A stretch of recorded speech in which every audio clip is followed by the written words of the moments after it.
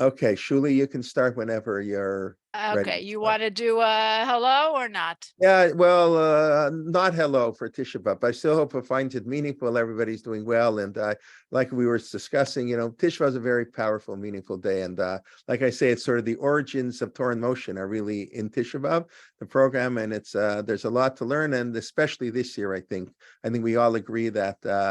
The divisions we have to reconcile and learn how to talk to people, especially who we don't agree with, and we should hope that we should learn the message of Tisha B'Av and turn it into, like the Navi Zachariah says, into a day of rejoicing, and hopefully be a day of inspiration for many of us. And want to thank Shulie for kicking off the day. It's 6 p.m. in Israel and 11 here. Bakasha, Shulie.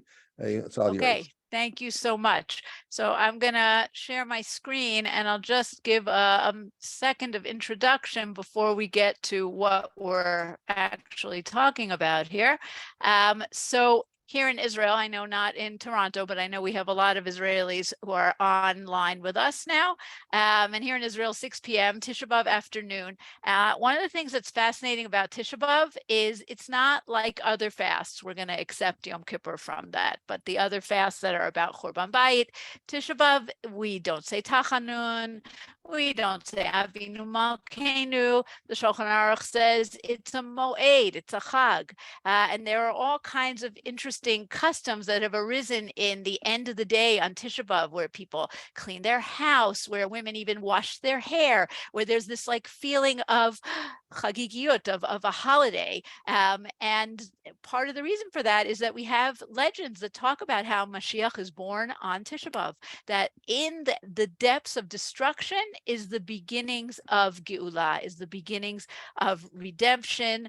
And that sort of ties into what our theme is today. What I'm going to talk about is towards the end, we are going to get to Churban. It is, after all, Tisha B'Av. But the first, I would say 2/3 of what I'm going to talk about is understanding what we've lost, meaning understanding what life was like in the time of the second Beit HaMikdash, in the heyday of Second Temple Jerusalem. And that's really going to be the first 2/3 of this talk today. So anybody who has questions, please, please, please put them in the chat. I will leave a few minutes at the end to address them. But we are going to talk about the heyday of the time period of Second Temple Jerusalem and then how it all fell apart. What time period are we talking about? We're talking about the last 100 years of the Second Temple period, meaning give or take 30 before the Common Era to 70 of the Common Era. Why those dates? Because that's from the time of Herod, more or less, right? Herod starts a few years earlier, from when Herod rebuilds the Beit HaMikdash, right? Beit HaMikdash, let's call it 3.0, because we have the earlier versions of Shivat Zion, of the return to Zion, and of the Hasmoneans, but this is the largest, most impressive, okay? And it's also the time that Jerusalem grows. Jerusalem becomes its largest that it's going to be until the 19th century, right? The end of Second Temple times. That's the greatest Jerusalem of all. Yes, Rabbi Kelvin just put the sources in the chat if people want sources. We're going to have a few as we go on. So Jerusalem is very large, very beautiful, very impressive. We're not talking about its morality yet. We'll get to that towards the end. But first, we want to talk about the incredible beauty and power of this time period, and of Jerusalem itself, and how it becomes really an attraction. Not just Jews, but people come from all over the world to see Jerusalem, to see the temple. It becomes one of the wonders of the world. So we'll move along from this picture, which I think is just a gorgeous photograph. It almost looks as if like it's a model of the city, but it's an actual photograph. Avram Gracier is the photographer, and you can see Ir David here in the foreground and going up towards the Temple Mount, Southern Wall excavations. We're going to get to all those places. Okay, let's get started. So our first stop on this journey is understanding Aliya LaRegel, right? Literally a journey, right? We have the commandment that you have to come to the temple. Torah talks about coming 3 times a year. In First Temple times, okay, everybody lived around, not around Jerusalem, but lived in the land of Israel. And we don't have a diaspora yet in First Temple times, unless you want to call the other side of the Jordan a diaspora. And so the concept that Jews could come 3 times a year is not impossible. Perhaps not everybody did it, but it's not impossible to imagine that you could come from the Galilee, a 2-3 day journey, that you could do that 3 times a year. Okay, by the time we get to Second Temple times, and we have this fascinating phenomenon of the diaspora, right? Jews living, as you can see in the map, and this is only a partial map. Okay, we have Jews all the way in Rome, in the area of Greece, of course, in Asia Minor, up here in Egypt, and what the map leaves out is the whole area of Babylonia. Coming to Jerusalem is a much more complicated story. And it's clear that not everyone, and perhaps not most people, came to Jerusalem 3 times a year. If you think about Pesach Sheni, right? The people who don't have to bring their Korban Pesach, that are allowed to come later, a month later, because they are b'derech rechoka, they are far away. How does the Mishnah define derech rechoka? Me'al Modi'in v'amala, from Modi'in, which today is not even 45 minutes drive from Jerusalem. Okay, in those days, maybe a half a day walk, a little bit more. And if those people are too far away, imagine the people in Babylonia, the people in Antioch, the people in Alexandria, that it would take them a couple of weeks to get here. So you have to think about Aliya LaRegel sort of like we would compare it in the Muslim world today to the Hajj, right? The trip that you have to make to Mecca. Every good Muslim is supposed to make that trip at least once in his or her life. Okay. Did they make it more? Perhaps, but we don't expect everyone to do it every year. Okay. But the ones who set out and who come, right, this is a major journey. And that's why the beginning of Aliya LaRegel season, right, pilgrimage season, we have rules about what the Sanhedrin is supposed to do. Now, what's the beginning of the season? Pesach, right? Pesach is the first holiday. Pesach is really the beginning of the year. Okay? We talk about Tishrei, but Pesach is really the beginning of the year, certainly in terms of pilgrimage to the Mikdash. And so a month before Pesach, or really a month and a half before Pesach, here we have the Mishnah in Shkalim, the very first Mishnah. On the 1st of Adar, they make a public announcement about the shekels and concerning kilayim. Okay, kilayim is about planting fruits. We're not so concerned about that right now, but the Shkalim, meaning the half a shekel, we'll talk about that in a second. On the 15th of Adar, so when we think of the 15th of Adar, we think of Shushan Purim, the Mishnah does too. They read the Megillah in walled cities, but what else do we have here? They fix the roads and the streets and the ritual baths, and they perform all public duties, and they mark the graves, and messengers go forth also concerning kilayim. We have to get the roads ready. We're going to have this mass journey of people traveling to Jerusalem, and so the roads have to be in proper shape. But even more so, what about the mikvaot, the ritual baths? Hey, we're going to talk in a few minutes about who is allowed up on Har HaBayit, who is allowed to go up on the Temple Mount. But one of the preconditions is you have to go to the mikvah. Now, we know, we're going to see this in a minute, that there were mikvaot all around the Temple Mount. More and more are being discovered as they do more excavations in the Kotel tunnels. We're finding so many mikvaot of all shapes and sizes, but we know that there are people who chose to go to the mikvah before they came to Jerusalem. Okay, and there are a few reasons for that. Okay, before we get to the reasons, just take a look at this picture on the top. This is one of my favorite places. It's about a 10-minute walk from my house. This is the very beautiful mikvah on Derech HaAvot, on the path of the patriarchs, right outside Alon Shvut of today, part of the ancient road that went from Beersheba to Hebron to Beit Lechem to Jerusalem. Okay, we are on that ancient road, and this is really, up until now, the nicest mikvah that's ever been found in the land of Israel, because it has this beautiful entrance and exit, right? It's a lot of space. It's a very, very large mikvah. Ancient mikvahs are not so big. This happens to be very big. Why make it so big with an entrance and exit? So that people could come in and go out and not have to worry, the tahor, the pure, to touch those who did not yet go in, the impure, which gives us a sense that this is a well-trafficked mikvah. This mikvah is found on the side of the road. It's not found near any settlements. It's not near any yishuv in the ancient times. Today, it's near Alon Shvut, between Alon Shvut and Rosh Tzurim. But in ancient times, there was no community right there. And that leads us to believe that this was a mikvah that was for travelers. Now, why would you go to the mikvah on the road instead of waiting till you got to Jerusalem? 2 reasons. Number one, right? Why do you fill up at the gas station outside the city?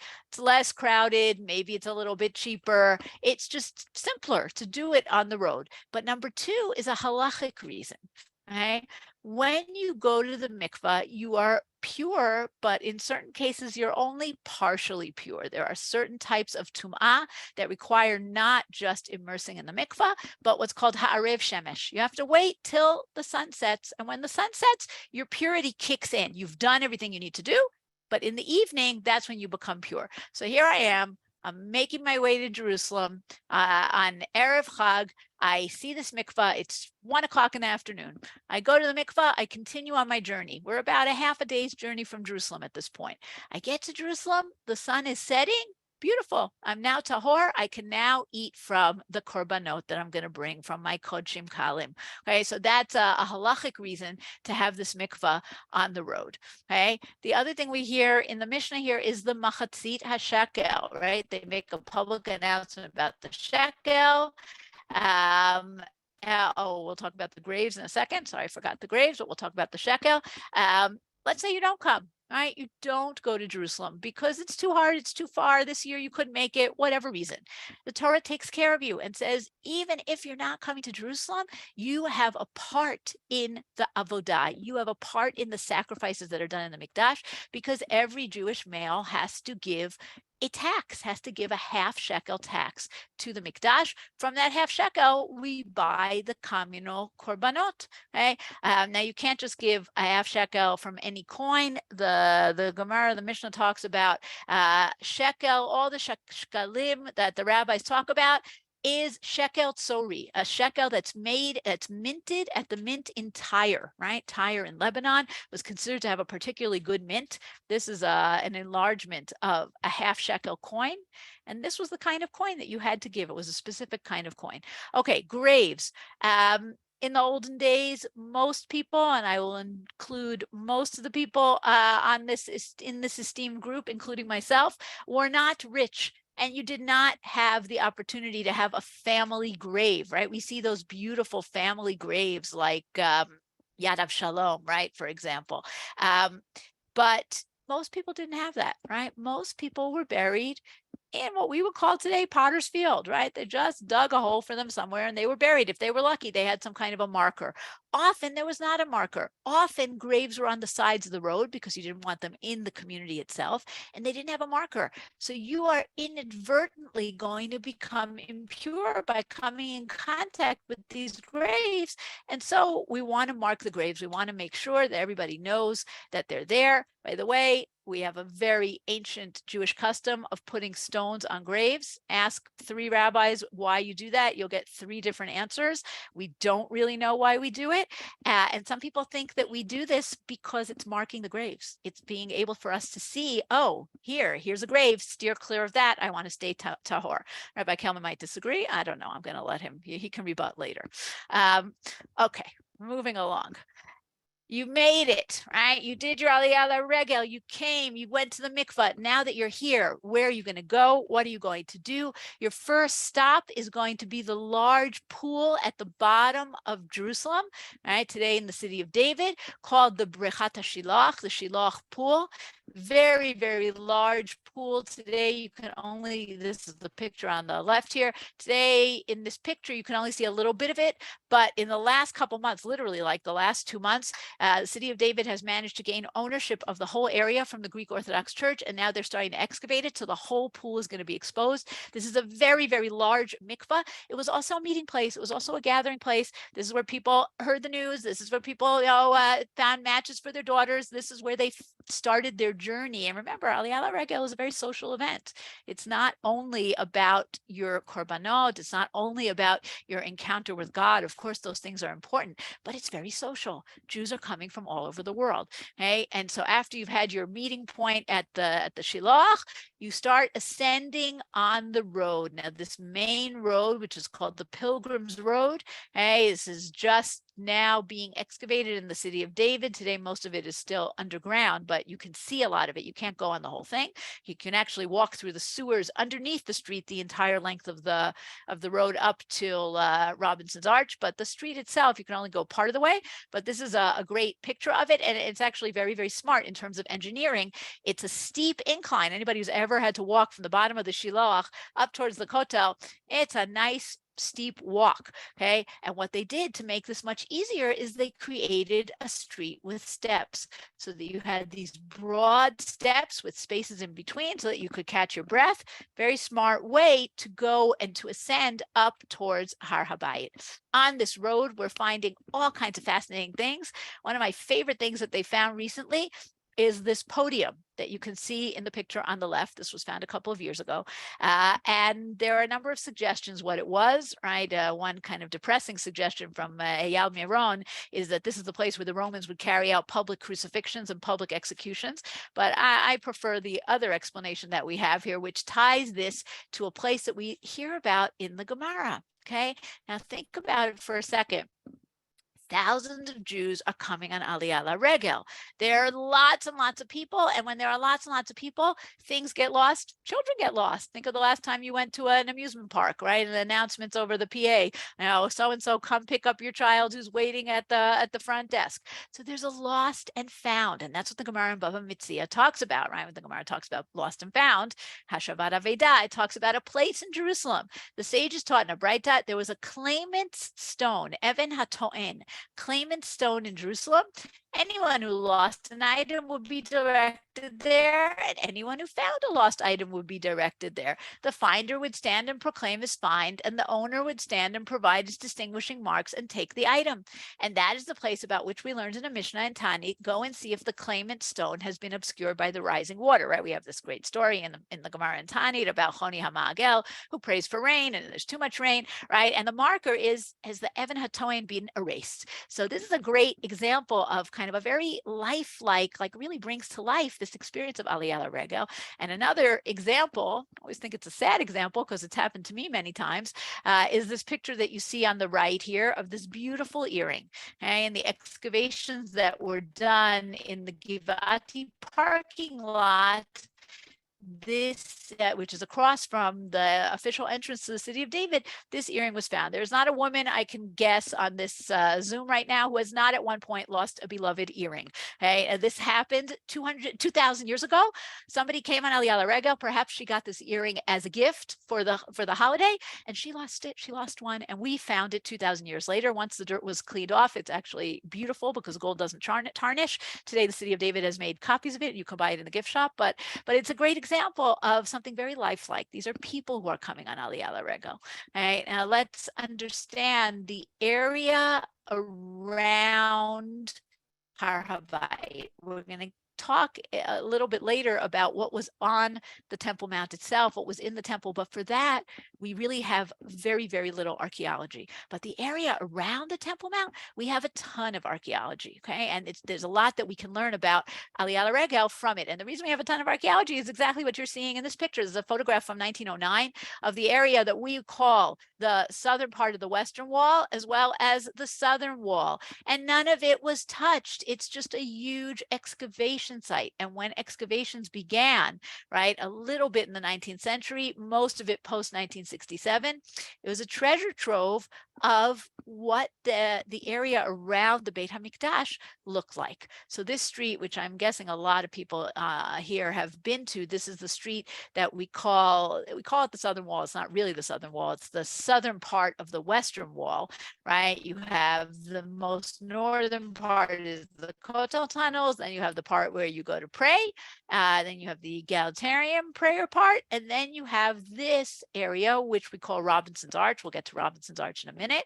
Okay. But this street, this main street, which somebody who guides in the Kotel tunnels calls it Wall Street, right? It's the street that runs along the wall, goes all the way from the southern part of the wall, all the way through the area of the Kotel tunnels. If you've ever done that tour, you know that this street continues, and it was all open to the sky. And you had stores all along the way on both sides. We'll talk about this depression in a minute, but this is just the pictures of the stores. What are you shopping for?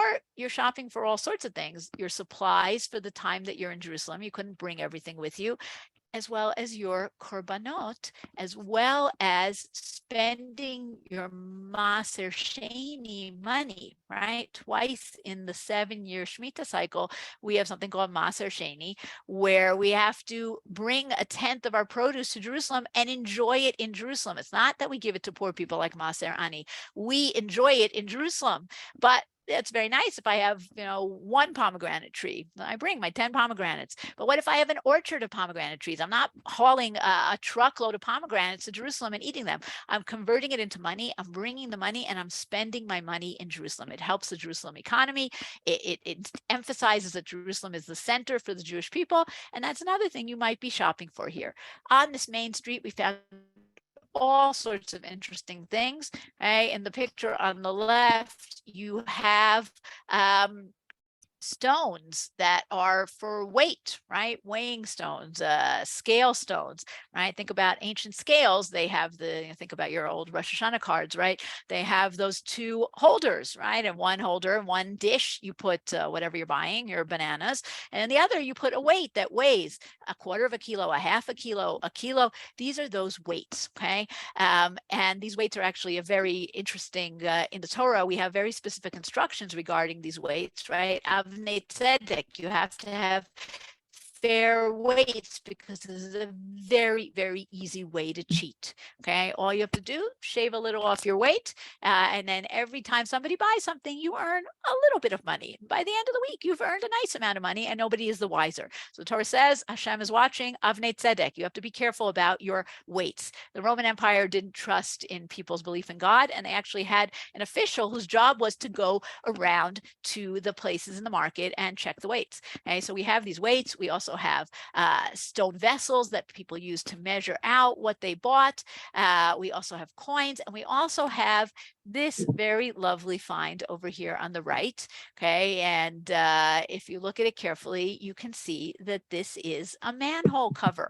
Okay, all you have to do is stick a pipe, a piece of metal in between these two triangles, okay, underneath the triangles, pry it open, and that gets you down to the sewers. And we have very sophisticated sewers. We're in Roman times already. So there's a sewer and there's a way to clean out the manholes, to clean out the sewers by going down through the manhole cover. So these are all things that were found on the main street. Something else that was found on the main street, which is a fascinating way of understanding the connection between the Mikdash and everyday life, is this stone. Okay, look at the picture on the bottom. This stone is a corner, right? You can see very nicely that it's a corner. The stone is still there, but in this top part of the stone is an inscription, which has been taken to the Israel Museum. This is a copy, and it has beautiful letters. You can read it really nicely. It's very nice, perfect Hebrew letters, the Ktav Ashuri that we use today, the square script.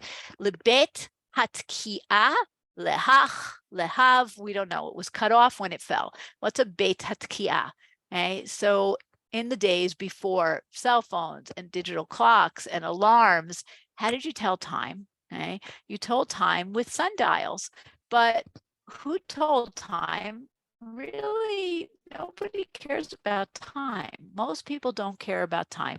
Ancient world, the sun rises, you wake up, eat your breakfast, you go to work, the sun sets, you come home from work, and that's it. You eat your dinner, you go to bed. You don't need to ever be anywhere at 1:23 in the afternoon. Okay? Nobody needs to know what time it is. The only people who need to know what time it is are the Kohanim and the Leviim who serve in the Mikdash, because korbanot are connected to time, right? Think about Ben Harabayim, right? Think about our davening today is connected to time based on the korbanot. So it's the job of the Levi to go up on the roof of the Mikdash, not of the Mikdash, but the roof of Har HaBayit, the southwestern corner of Har HaBayit, to this place, the Beit HaTki'ah, and to blow a shofar. Okay, and Chazal tell us about this activity. The sages taught in a Braita, they sound 6 blasts on Shabbat Eve. The first blast is in order to stop the people from work in the fields. The second blast is to stop those who are working in the city and inform the proprietors to close the stores. The third is to inform them to light the Shabbat lights. That is the statement of Rabbi Natan. Rabbi Yehuda Nasi says the third is to remove their phylacteries, their tefillin. He pauses after the third blast for the length of time it takes to fry a small fish or stick bread to the sides of the oven. And I think of that as our 18 minutes. And he sounds a tekiah and a truah and a tekiah, and he accepts Shabbat. Okay, today, this custom still holds in certain holy places like Jerusalem or Monsey or Borough Park. But the original custom comes from the Beit HaMikdash, and it's a beautiful connection between the Beit HaMikdash and everyday life. Okay, we mentioned that mikvaot are all around Har HaBayit. We have this phrase in the Gemara, Parta Tara b'Yisrael. One of the things that in Bayit Sheni times becomes almost a religious obsession is Tara, Tuma and Tara, and who is Tahor, and when are they Tahor, and are you preparing your food in Tahara? And it becomes a way to distinguish people from each other, sort of in the way that kashrut is kind of like a dividing line today. Tahara was in those days. We have mikvaot all around Har HaBayit. Today, they're really discovering unbelievable kind of corpuses, connections between mikvaot underneath in the Kotel tunnels, but also near this area of the main street that we're talking about. Here we see on the left this nice mikvah with a dividing line like we saw before, but this one is much smaller. On the right is a very interesting mikvah. This is a mikvah that you can see in the Kotel tunnels. If you look, you can see that it has just a very tiny place to immerse, right? Look at that. That's not big enough for even a very skinny person. So what is this? This we think is a mikvah kalim. Right, this is a mikvah for objects because we know objects are also brought to the mikvah. Why make it so narrow and have these steps that go all the way down? So we have a very interesting halacha that talks about if you have very small objects like needles, right? How do you immerse a needle? You need the whole thing to be immersed. You don't want to lose hold of it. You want to drop it. What are you going to do? So the Mishnah talks about how you put it on the stairs and you kind of lap the water over it. So we think that maybe that's what this is. This is a very sophisticated kind of a mikvah kalim. I finished all my preparations. I bought my korbanot. I've gone to the mikvah. I've seen all my friends. Now I want to go up on top of Har HaBayit. How do I get to the top? So there are a few ways to go up. We're going to see a drawing of how this looked in a minute, but this is an area called Robinson's Arch. Okay, on the right, you can see how it looks today. It's high up, about at least 10, 12 courses, rows of stones up from the original street. But in the picture on the left is a great picture because this is how Robinson's Arch looked in the early 19th, well, it looked in the full 19th century. It looked like this up until basically 1990s, okay, 1980s. This is Robinson's Arch. Street level goes all the way up to the arch. And here's this gentleman sitting on what he thinks is a little bench with a nice little shade. The first person who figures out that this is not a nice little bench, but is actually part of something bigger is a fellow named Robinson. Okay, there were no Robinsons in Bayit Sheni times. This is Edward Robinson. He was a priest from New England who came to the Holy Land in the early part of the 19th century. He's one of the earliest archaeologists, not a priest, a pastor. He was Protestant. And he's one of the first people to discover a lot of interesting things. He's fascinated by the Bible. He wants to find the truth of the Bible. And he's the first one who looks at this and says, aha, maybe this is part of something bigger. Maybe it's part of an arch of a bridge. Now, he thought it was a bridge that led across to what we call the Jewish Quarter today. It turns out he was only partly right. It was a bridge, but it was a pedestrian bridge that was supported by the stores below. And this was the way that you would go up and into the Beit HaMikdash. You could do your shopping on that main street, okay? And then you could go up and across and over into the Mikdash. And this was a very nice, easy way to enter the Mikdash. This is also a place where we have a very resounding example of the Churban, right? Because if you look at an arch is an engineering marvel. It's a brilliant idea. It's all held together by the keystone, right? The stones on either side push against this stone in the middle, and that holds it together. But conversely, you can get rid of it very easily by pulling out the keystone. And if we go back a couple of, oops, sorry, wrong direction. Go back a couple of pictures, okay? This huge indentation in the ground is caused by that keystone being pulled out and the arch shattering and dropping to the ground, and it's still there today. So this was one way to go up into Har HaBayit. Another way to go up was through something called the Hulda Gates. Okay, today these gates are really difficult to see them in the picture. In real life, it's a little bit easier. Okay, you have 3 closed up gates over here on the southern wall of the Temple Mount, and you have kind of a little bit of a piece of a gate, of a double gate, a little further in, which has been blocked by a building that was built many centuries later. Okay, but these were called Hulda Gates. You had two sets of gates. We're going to see it in the picture in a minute. Okay, it'll look more clear. Okay, two sets of gates. One on the eastern side, right, and the right of the picture, one on the western side, and this was to make things easy for entrances and exits. Why are they called the Hulda Gates? Right, so some people suggest that the Nevi'ah, the prophetess Hulda, who's of course in First Temple times, she used to hang out here. None of this existed in the time of Hulda because this is all from late Second Temple times, but maybe she sat here and she prophesied here. Maybe more likely, the reason they're called the Hulda Gates is the same reason that none of you know any nice little girls named Hulda, right? Why don't we name little girls Hulda? Because a Hulda also means a mole or a rat. In modern Hebrew, it means a rat.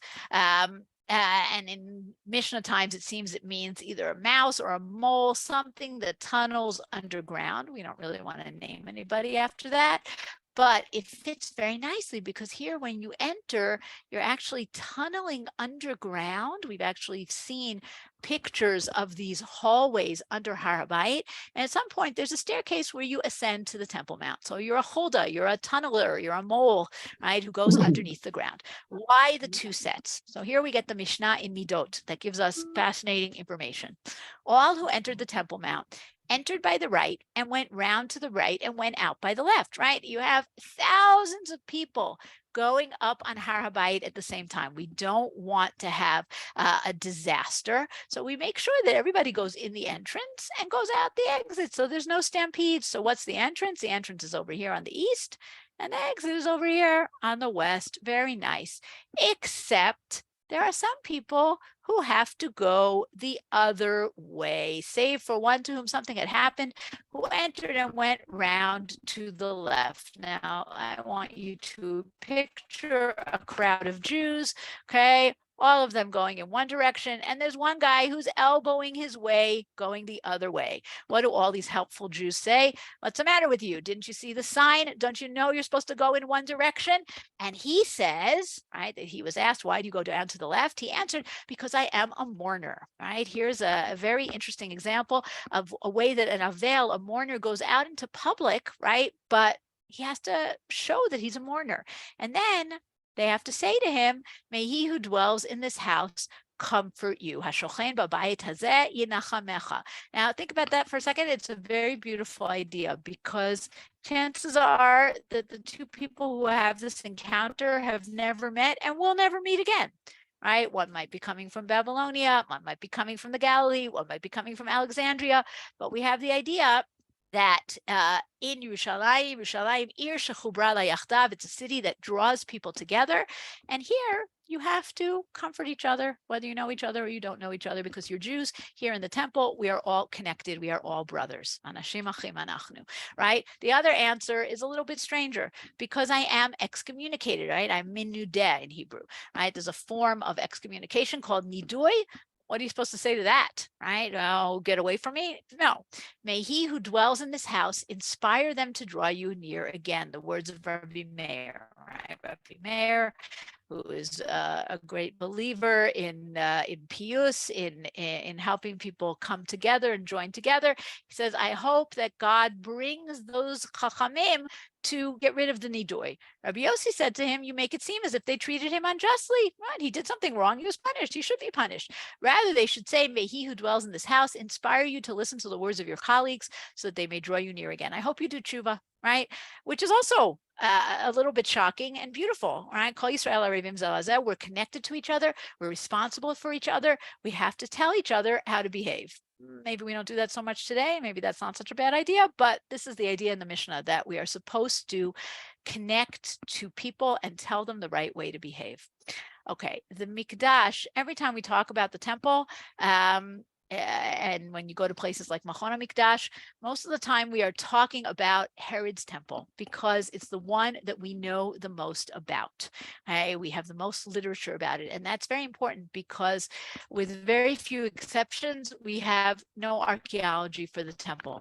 Okay, we have no archaeology for the temple, because it's been destroyed and built this whole area over and over again, and B, because to do an excavation on Har HaBayit today would be impossible. And so what we know from the Mishnah and the Gemara and from Josephus and sometimes from the New Testament, and that's how we can draw our pictures that we have here. Okay? The Gemara emphasizes, right, if you have not seen Herod's building, you've never seen a beautiful building in your life, right, and describes it in marble and gold and shining in the sun and incredibly impressive and beautiful. Who is allowed up on the mountain? Okay, so let's go back to our former picture for a moment. The easy answer to that question is everyone. Everyone's allowed up on the mountain as long as they follow certain rules, right? Going to the mikvah, and nobody is allowed to go everywhere. Okay, there are restrictions on everyone. Okay, the strongest restriction is on non-Jews. Non-Jews are allowed to go up to this point. It's called the sorag, and it goes all the way around. Okay, you can see it on the other side. And that's what this, that's what this picture, my marker went crazy. Okay, that's what this picture is about. This is an inscription that was discovered on the Temple Mount about 100 years ago. It's in Greek, as you might be able to see. And it says, if you go beyond this point, thanatos, that's the word at the bottom, death, you will be put to death. Now, it's written in Greek because it's written for non-Jews. Non-Jews came to Har HaBayit. It was a spectacle. Just like today, we go to see all kinds of amazing things around the world. Non-Jews came to see the Temple Mount, but they were not allowed to go beyond the sorag. And that's what this instruction is telling them. Okay, now, was there actually a guard standing there and checking your tzitzis, as it were, or was it something that was bidei shamayim? We don't know, but we do know that this sign was up there. Now, beyond that, let's just go back to this picture for a moment. Oh, actually, we'll go inside here. This is easier. Okay. Once you got past that, all Jews can go past the sorag, and all Jews can come into what's called the Ezrat Nashim, the women's court. Okay, that's what you have here on the left side of the picture. This is so large because you have to have space for all these people. The only time you have a separation between men and women when they built a balcony was Simchat Beit HaShoeva, right? The rejoicing of the water drawing on Sukkot. It's the only time you have a separation between people. Otherwise, everybody's here together.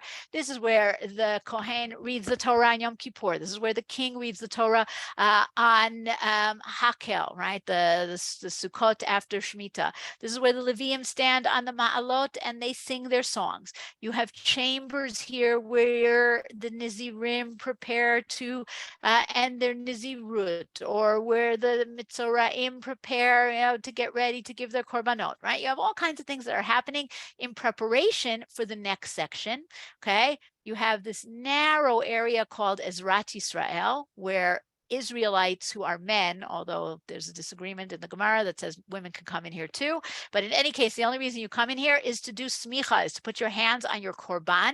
Okay, that's why it's very narrow, because you don't need a lot of people to come in here. Past that, you have the large area of the Azara.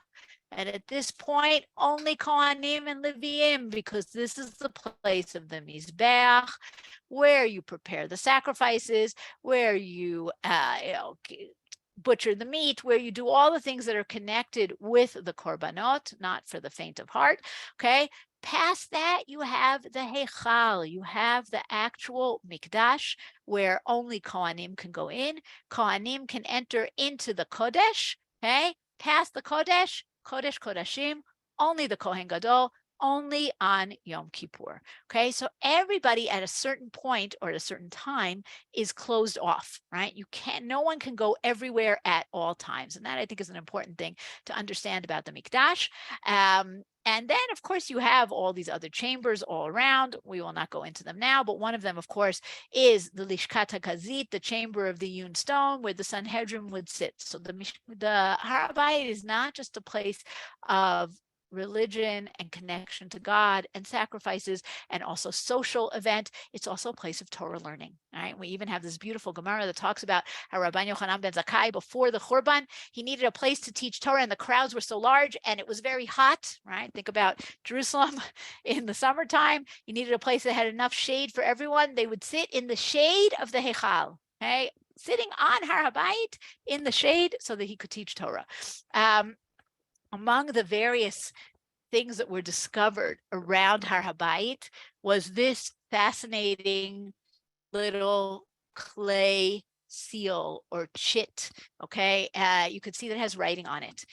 This is a great example of a connection to the korbanot, depending on how you interpret it. And we're going to interpret it in two ways. So if you could see, it has nice Hebrew letters, and the Hebrew letters are Dalid, Chaf, Yud or Aleph. There's a disagreement. Okay, Lamed, Yud, Hey. So the excavators who discovered it said it says Decha. Okay, Dechi, excuse me, Dechi, holy or pure, excuse me, Tahor, Dechi is pure, Leah, pure to God. And this is a seal that was put on a jar of oil, a jar of wine, something that was going to be used in the Beit HaMikdash that we wanted to make sure it was pure. And that's one explanation. But really, the Yud looks a little more like an Aleph. And a different scholar named Shlomo Naor gave, I think, a fabulous different explanation. And he bases it on this Mishnah in Shkalim. 4 seals in the temple, Arba'a chotamot hayu b'mikdash, v'katuv aleim, and on them was inscribed, Egel, Zachar, Gedi, Chote, calf, ram, kid, sinner, right? Different kinds of korbanot. What would you do if you wanted to bring a korban? You didn't bring a korban from home. You brought money. You went to the proper lishka, the chamber. You gave your money and you got a seal, a chit, right? A receipt that said what you bought, and then that receipt was brought to the Kohanim, and you got your animal brought to them, and that was your animal, and that was an easier way to streamline the whole process. Ben Azai says there were 5, and they were written in Aramaic. Egel, Zachar, Gedi, Chote, Dal, Chote, Ashir. Okay, but he doesn't write it in Aramaic. Okay, but the Bartanura, the explanation of the Mishnah, says Zachar is for an ayil, shetargum eyal dichra. Dalid Chaf Resh Aleph. Okay, that's a male ram. Okay, so now what does Professor Naor say? He says this is a receipt, and it says Dalid Chaf Dachar, right? This is the male. What's the Aleph? Aleph is the first day of the week, Yom Rishon. Lamed Yud Hey Le Yehoyariv, to one of the Mishmarot Kuna, the Mishmeret of Yehoyariv. Why would you do that? Because let's say I went and I gave my money and I got my seal, my chit, right, for my korban, and I managed to get it at the end of the process. I got it back. And I gave it to my little brother who had to come to the Mikdash tomorrow so he could save some money and he could give him the same chit. Because this is date stamped and nobody could give it in again. Right? It's a great example of the Mikdash kind of on an everyday level. Okay, we're going to go through these quickly, A, because I think people know them, and B, because we are running out of time. In the Kodesh, we have 3 things, right? We have the menorah. Big question, how did the menorah look? We have, of course, the menorah of the Arch of Titus, which has a base that is a tiered base, like what you could see in the picture here on the right from Achon HaMikdash. But we also have representations of the menorah.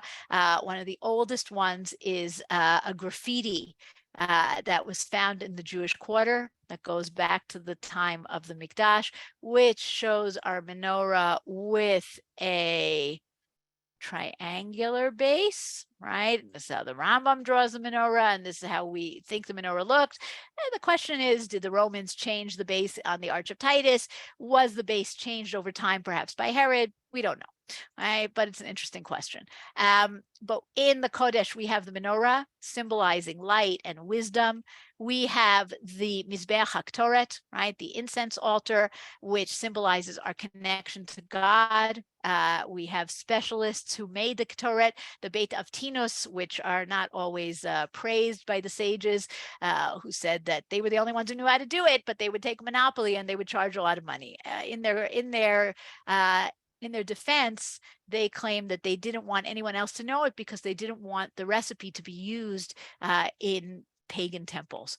And finally, we have the shulchan for the lechem hapanim, symbolizing our parnasah, symbolizing being able to make a living. And these are the 3 things that we have in the Kodesh, okay? Special bread that's put on once a week. In the Kodesh Kodashim, in the Holy of Holies, in First Temple times, we have the Aron with the Kruvim. by the end of First Temple times, we no longer have an Aron. It's nignaz, it's put away. Where is it today? I don't know. Ask Indiana Jones. He just came out with a new movie. Maybe he can tell you, but we don't know where it is. Right? We don't know where the Aron is. And already in Bayit Sheni, it's very clear that they don't know where the Aron is, and they don't make a replacement because there's no point to a replacement. The only thing that's holy about the Aron is its contents, right? The luchot and the shivrei luchot. Without that, the Aron is just a box. So in Second Temple times, we know that when the Kohen Gadol comes into the Kodesh Kodashim on Yom Kippur and he brings in the Ketoret, he puts the Machta on the Even Hashtiyah, the foundation stone, which of course is the rock that is at the center of the dome of the rock. And that's what you see in the picture over here. So already in Second Temple times, there are things that are missing from the Mikdash. It's much more physically, materially fancy and beautiful and large, but it's less, it has certain elements, spiritual elements that are definitely missing. All right, just one more thing about the Kohanim and the Mikdash.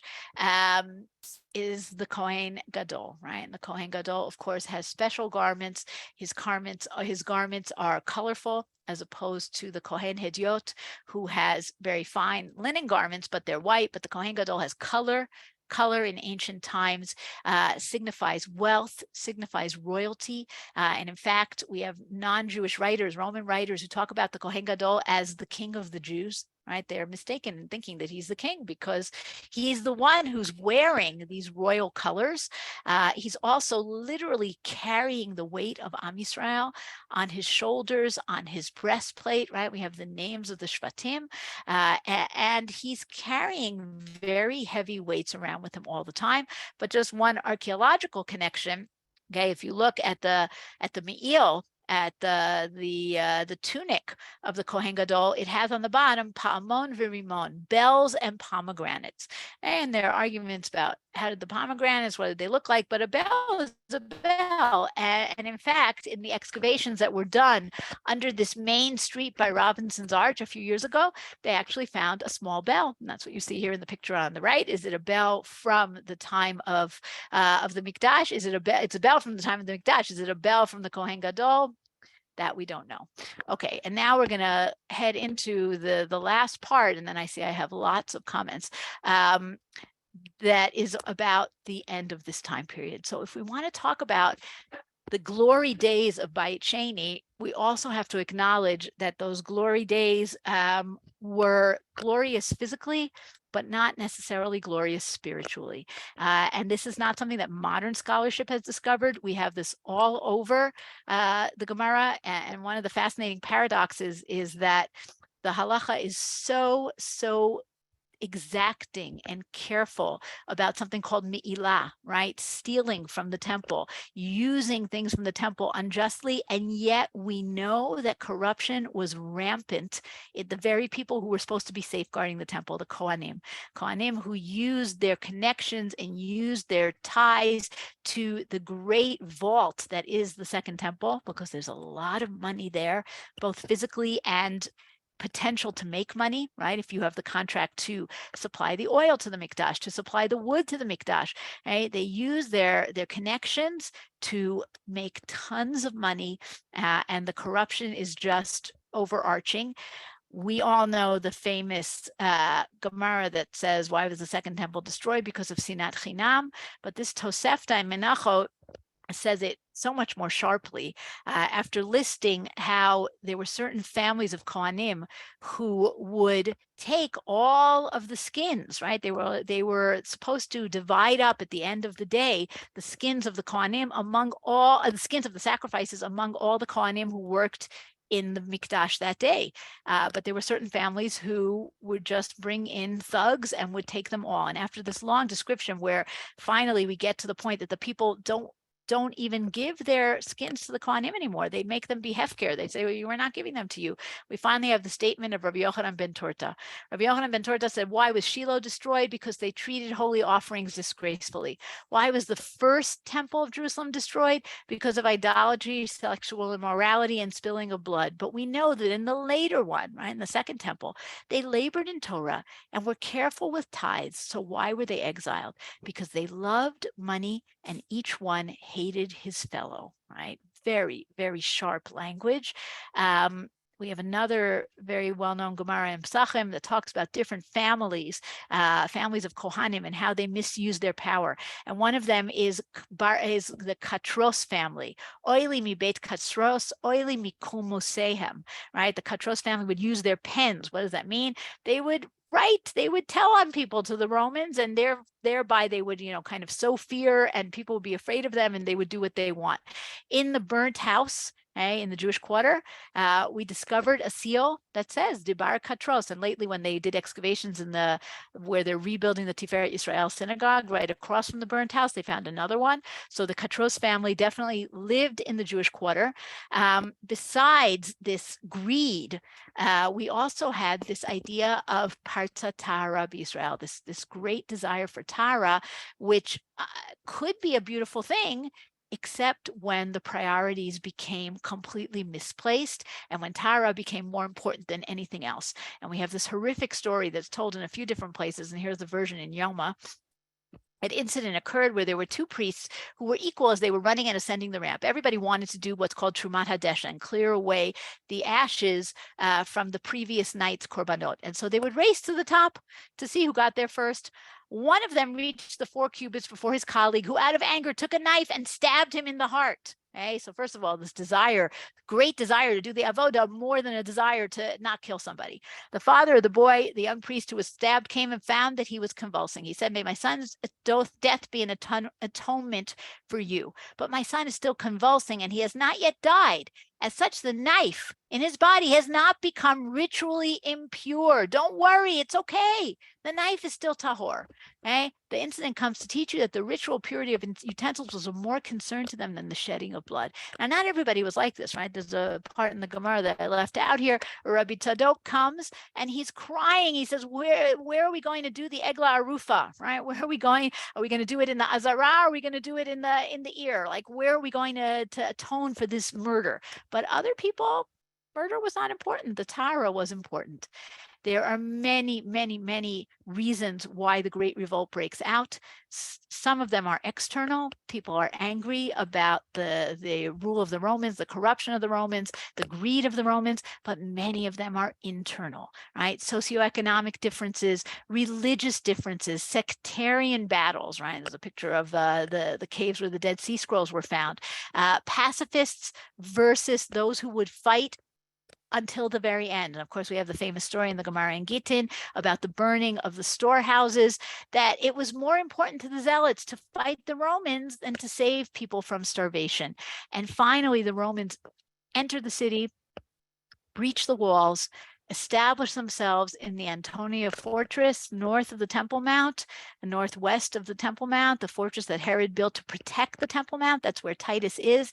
And we have the story in Josephus. I'm not going to read through the whole thing. You can read it. You have it all in your source sheets, where he talks about how Titus is in the Antonia, and his idea is not to destroy the temple. Is this true? Is Josephus making this up? We don't know. But according to Josephus, Titus wants to keep the temple to show, look at how powerful the Jews were, and yet we were able to conquer them. But what happened? A Roman soldier is incited, throws a torch onto the Temple Mount, and at that point, nothing can stop them. The Roman soldiers pour onto the mountain, destroy the temple, hurl the stones down to the street.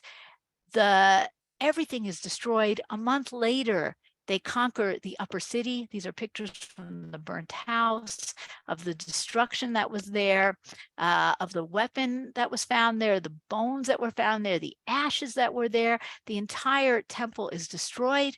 The Romans take over in Jerusalem. We find traces of them in their roof tiles that are stamped Legio X, the 10th Legion, the ones who conquer the city, in their weapons that have been found, this sword that was found under the main street of the city, a theater that they built under what is today the Kotel tunnels, but then was just part of the street that the Romans wanted to have a theater. And of course, in Rome, where they bring the spoils, the Arch of Titus showed carrying the menorah and the other spoils from the temple, and of course, the money and the Jewish slaves that are used to build the Colosseum. And this terrible, terrible end, we have to finish with something a little bit hopeful, because here we are at the end of Tisha B'Av, at least here, and we need some hope. And that, of course, is the story of Rabbi Yochanan ben Zakkai, who sees what's going on, who understands that he needs to do something. And so he sneaks out of the city. He asks the Roman General Vespasian for Yavne, right? Yavne, this little town in the middle of nowhere near the coast, because Rabbi Yochanan ben Zakkai understands that we may be able to survive without a land. We may be able to survive without a temple, difficult as that is, but we cannot survive without our teachers and our leaders and our Torah. And that's what he does. And he saves Torah by going to Yavne. But in Yavne, we also have to come up with the way to remember, but not to be consumed by memory. Okay. And that's why we have this Gemara in Bava Batra, or Rabbi Yoshua is trying to deal with people who are so deeply in mourning that they don't want to eat or drink anything. And finally, he says to them, look at the last paragraph. Rabbi Yoshua said to them, my children, come and I will tell you how we should act. To not mourn at all is impossible, as the decree was already issued. But to mourn excessively is also impossible, as the sages do not issue a decree upon the public unless a majority of the public is able to abide by it.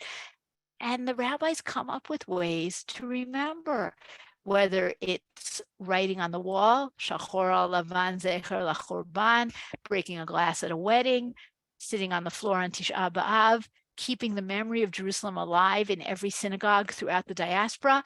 And that memory is so strong that ultimately we are able to return and to rebuild. So I'm going to stop the sharing. I'm going to look quickly at the questions in the chat. Oh boy, Rabbi Kelman, you tell me when I have to stop. All right. Okay, you have about 118 seconds or so. Okay. Hey, all right. If you're more than 15 mil away from Azara, you're considered too far. Okay. That's it's a lot to work to do. Fine. Yes. Okay. Sources, were women required to do the Aliya LaRegel or just the men? That's a very interesting question. It says that women have the commandment, but the men have the commandment, but the women are coming to hear and the children are coming to learn, right? But yes, kol zachar. But you also have to picture holidays, right? This is not the breast lovers at Uman. We're not leaving the women and children at home. People are coming. Everyone's coming, right? You have to do that. Okay, lost earrings, no excavations on the Temple Mount. Yes, religious and political. Hebrew script is being used in the time of Beit Sheni, right? We talk about Ezra. Right, Ezra brings the Ketav Ashuri. I'm not going into all the writing. Right, the bones in the grass. That's a very, very interesting. It's not in the old alphabet. It's in our alphabet, and it's from Roman times, possibly, although we don't know. Okay, I'm not going into all the alphabet. We have a whole PowerPoint about that, Rabbi Kalman. We'll do it at a different time. Okay, what point required tefillah in a mikvah for Jews? I assume already as you begin to ascend. That would be what would make sense to me. But I don't know if that's discussed anywhere. Where were the animals kept waiting to be sacrificed? There were places on Har HaBayit for all of those different things, right? You did not have, and I think they come in from the backside, if I'm remembering correctly. Okay, source sheets, yes. I spent 6 months on Kibbutz Yavne. Okay, thank you. I think I answered most questions. Thank you. Thank you. Okay, Shulie, go relax. You got another hour and then you can go eat. Okay, that's everyone should have a tzom kal, and we should meet next year in Yerushalayim. Amen. Shulie, want to thank you again for always wonderful to have you, and really thank you. Look forward Rabbi, to there's an hour and 9 minutes, but who's counting? We'll take a 2 minutes, 2 minutes, 11-second break, and Thank Rabbi you, Shulie. Thank you, Shulie. Right, Rabbi? Thank you, Shulie. Thank you. Thank you. Thank you, everyone. Thank you, Shulie.